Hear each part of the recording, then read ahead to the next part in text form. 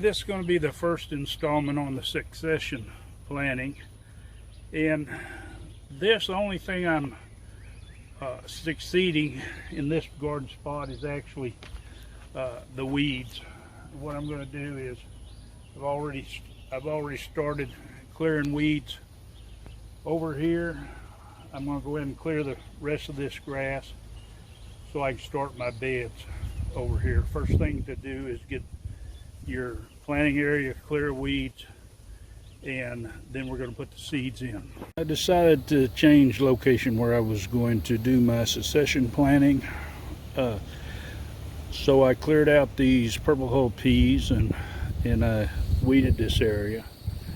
Now my bed, I had to realign it a little bit because when I moved my fence it threw my other one off at an angle, so I'll relocate it once I replant it. But what I've done is pulled up the crops, pulled up all the grass and weeds, and I've marked off my bed edges. Being I'm going to more of a market garden, no dig style bed, I went ahead and marked it off for 36 inches wide, and I'll put compost down. All right, now I've got all the compost. I put down about 2 to 3 inches of compost, just building this new bed. It's roughly about 50 feet long. I will have to redo my drip line from earlier because with changes these beds need to come out further right here, so I'll do that afterwards. Now what I'm going to do is I'm going to go ahead and water this in. I want it to be the ground good and wet. It hadn't rained in quite a few days, and then tomorrow we'll come and put drip line down and do some planting. Okay, got it all watered in. Now some might say, why go to all that trouble to prepare your bed this way and go to no dig? But I watched a lot of information. Now this piece of this bed here was lettuce and broadleaf and some romaine, and then I had onions, which the onions are just about completely gone. But I put my dinosaur kale in here, but it was just a matter of twisting the plants out. There was very little weeds, if any, and that's the whole season. It's just very little.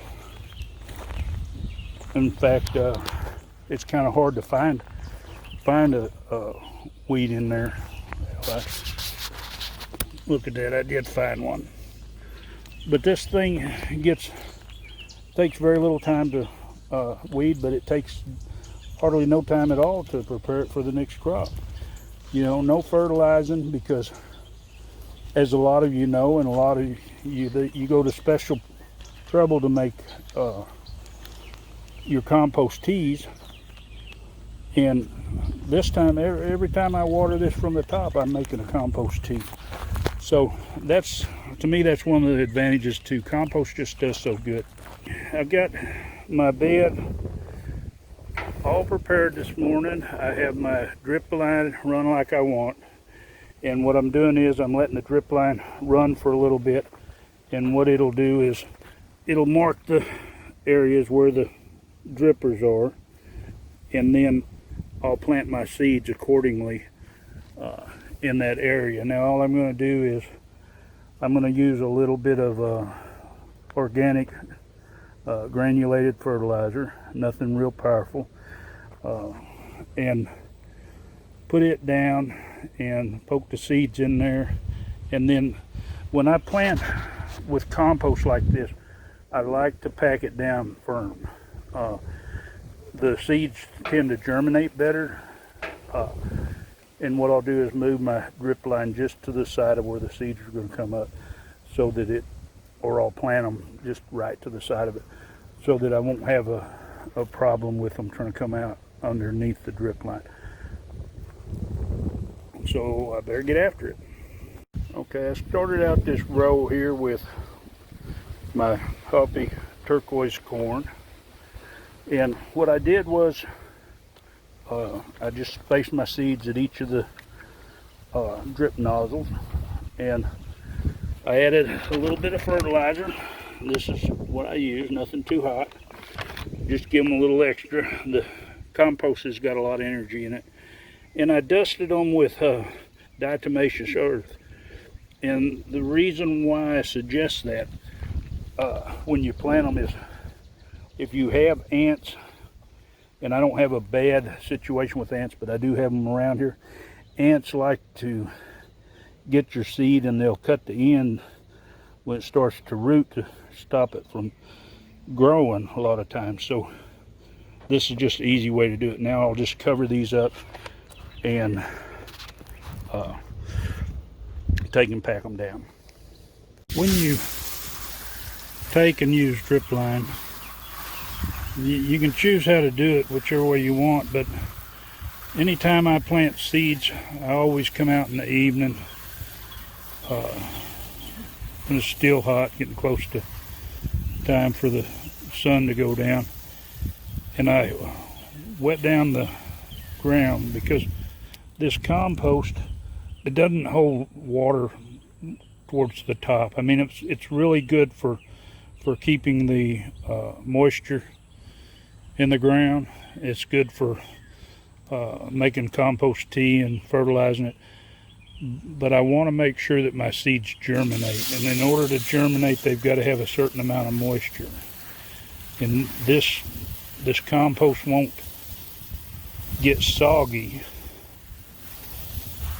but it needs to stay hydrated. So in the morning, I come out here and do the same thing. Whether I'm running the drip or not, I'll come out and water these down. Also, like my broccoli that's a late crop, in the evening time I'll come and I'll cool it down some. I want to keep those heads from going ahead and bolting up into flowers. So just because you have a drip system, don't think that you don't need to tend to your plants any differently. I mean, you don't have to water them. You don't have overhead water most of the time, but you still have to consider that your temperature right now, we're in the mid 90s, and it gets hot and dry. So take that into consideration. I hope you enjoyed this first installment of the series on succession planting. The drip system that I installed, I'm making a separate video, and I'll link it in the description, that goes through the setup, putting it together, how easy it is. It discusses the different type of drip lines and emitters that's available, and I'll give you a link to the two companies that I use. That I don't have any affiliation with them. I have used one of them for many years, and the other one just recently, and they do super good as far as when I order something, it gets right out and gets to me, and that's important whenever you're doing something, because if you're missing one small part, that customer service is what plays in there. You know, I don't have to wait 3 or 4 days before they get it in the mail.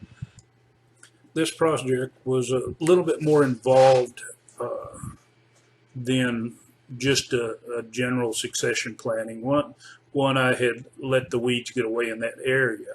But the other thing is that converting my beds to no dig took that extra time. But understand that that's a one-time thing as far as when you convert your beds to no dig. They are super easy when it comes to replanting.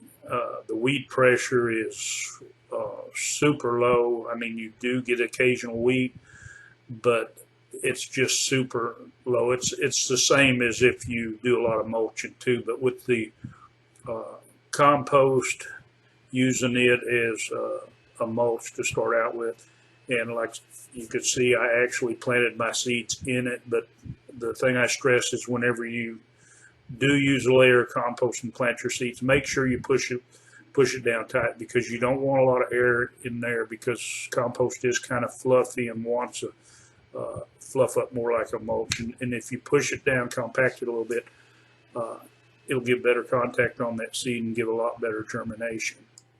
If you like this video, well, hit the like button, share it if you think it's got content that could help somebody else.